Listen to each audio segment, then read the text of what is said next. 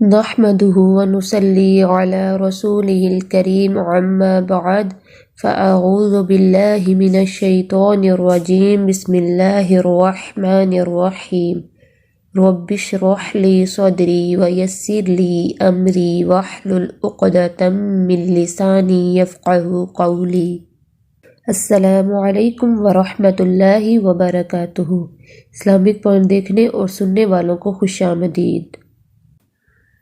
سورۃ البقرہ آیت نمبر 11 تا 18۔ بسم اللہ الرحمن الرحیم۔ وَإِذَا قِيلَ لَهُمْ لَا تُفْسِدُوا فِي الْأَرْضِ قَالُوا إِنَّمَا نَحْنُ مُصْلِحُونَ۔ اور جب ان سے کہا جاتا ہے کہ زمین میں فساد مت ڈالو تو کہتے ہیں ہم تو صرف اصلاح کرنے والے ہیں۔ یہاں منافقین کے دو اوصاف بیان ہوئے ہیں۔ فساد یعنی زمین میں بگاڑ پیدا کرنا، اس میں اللہ کی ہر نافرمانی شامل ہے کیونکہ اس سے زمین میں بگاڑ پیدا ہوتا ہے۔ اور دوسرا وصف بگاڑ پیدا کرنے کو عین اصلاح قرار دینا۔ یہ لوگ دل میں کفر رکھنے کی وجہ سے کفار سے دوستی رکھتے تھے، مسلمانوں کے راز انہیں بتاتے اور اسلام کی عقائد و احکام پر اعتراض کرتے تھے اور منع کرنے پر اپنے اس عمل بد کو اصلاح کا نام دیتے۔ اب بھی مسلمانوں میں بہت سے لوگ ایسے ہیں جو اللہ کے ساتھ شرک و اولیاء کا ادب، بدعات کو قرب الہی کا ذریعہ، کفار سے دوستی اور ان کے غلبے کے لیے کوشش کو حالات کا تقاضا قرار دیتے ہیں۔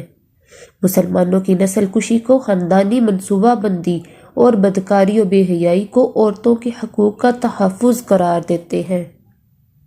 الا انہم هم المفسدون ولکن لا یشعرون۔ سن لو یقیناً وہی تو فساد ڈالنے والے ہیں اور لیکن وہ نہیں سمجھتے۔ تو اس سے معلوم یہ ہوا کہ دل بیمار ہو تو اچھے برے کا شعور بھی ختم ہو جاتا ہے، پھر آدمی اچھے کو برا اور برے کو اچھا سمجھنے لگتا ہے۔ وَإِذَا قِيلَ لَهُمْ آمِنُوا كَمَا آمَنَ النَّاسُ قَالُوا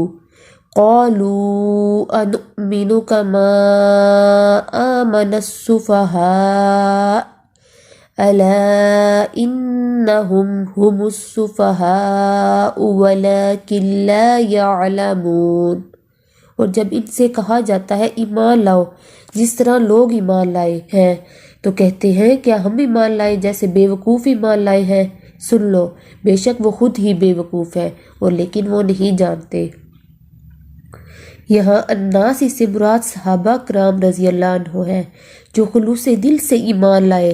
منافقین نے انہیں بے وقوف کہا مگر اللہ تعالیٰ نے منافقین کو ہی بے وقوف قرار دیا کیونکہ ان کا نہ مسلمانوں کے ہاں کچھ اعتبار رہا نہ کفار کے ہاں، اور وہ چند روزہ زندگی کے فائدے کے لیے ہمیشہ کی زندگی کا نقصان کر بیٹھے، اور فرمایا کہ وہ ایسے بے وقوف ہیں کہ انہیں اپنی بے وقوفی کا بھی علم نہیں، کیونکہ مسلمانوں کے پاس جاتے مسلمانوں کے ہو جاتے اور کفار کے پاس آتے تو ان کے ہو جاتے، تو اس طرح دونوں کے درمیان ان کا وہ اعتبار نہیں رہا تھا۔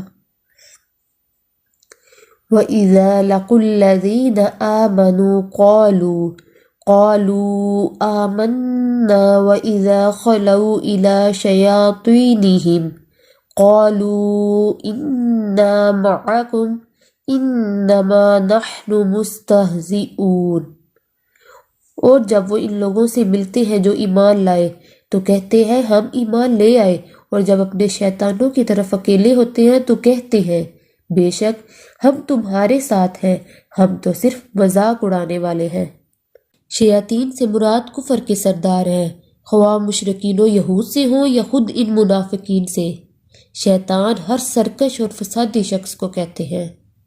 انا اور انما نحن کے الفاظ کی تاکید کے ساتھ منافقین اپنے کفر کی یقین دہانی کراتے ہیں کہ ہم عقیدے میں بلا شک و شبہ تمہارے ساتھی ہیں، رہا ہمارا ایمان کا اقرار و اظہار تو وہ محض مذاق ہے۔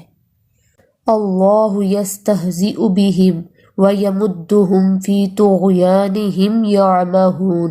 اللہ ان کا مذاق اڑاتا ہے اور انہیں ڈھیل دے رہا ہے، اپنی سرکشی میں ہی حیران پھرتے ہیں۔ منافقین اہل ایمان کے ساتھ مذاق والا معاملہ کرتے تو اللہ تعالیٰ نے بھی جواباً ان کے ساتھ یہی معاملہ فرمایا کہ ان کے متعلق یہ طے کر دیا کہ وہ جہنم کے سب سے نچلے حصے میں ہوں گے، یعنی منافق جہنم کے سب سے نچلے حصے میں ہوں گے۔ اس کے باوجود دنیا میں انہیں مسلمان قرار دیا۔ کیوں قرار دیا گیا؟ تاکہ ان کی اللہ تعالیٰ رسی مضبوط کر دے، وہ اپنی سرکشی میں اس حد تک بڑھ جائے کہ ان کی اچانک گرفت ہو۔ فرمایا انما نملی لہم لیزدادوا اثما، ہم انہیں صرف اس لیے مہلت دے رہے ہیں کہ وہ گناہ میں بڑھ جائیں۔ اولئک الذین اشتروا الضلالۃ بالہدی فما ربحت تجارتہم وما کانوا مہتدین، یہی لوگ ہیں جنہوں نے ہدایت کے بدلے گمراہی خرید لی تو نہ ان کی تجارت نے نفع دیا اور نہ وہ ہدایت پانے والے بنے۔ مثلهم كمثل الذي استوقد نارا فلما أضاءت ما حوله ذهب الله بنورهم وتركهم في ظلمات لا يبصرون۔ ان کی مثال اس شخص کی مثال کی سی ہے جس نے ایک آگ خوب بھڑکائی، تو جب اس نے اس کے ارد گرد کی چیزوں کو روشن کر دیا تو اللہ ان کے نور کو لے گیا اور انہیں کئی طرح کے اندھیروں میں چھوڑ دیا کہ وہ نہیں دیکھتے۔ منافقین کی تشبیہ اس شخص کے ساتھ دو وجہ سے ہے۔ پہلی یہ کہ یہ لوگ پہلے ایمان لائے تو نور ایمان سے ان کے لیے ہر چیز روشن ہو گئی، پھر نفاق میں مبتلا ہو گئے تو وہ نور بجھ گیا، یعنی جب ان میں منافقت آ گئی تو پھر ان کے اندر جو ایمان کی روشنی تھی وہ بجھ گئی، وہ کفر و نفاق اور شکوک و شبہات کے کئی اندھیروں میں بھٹکتے رہ گئے۔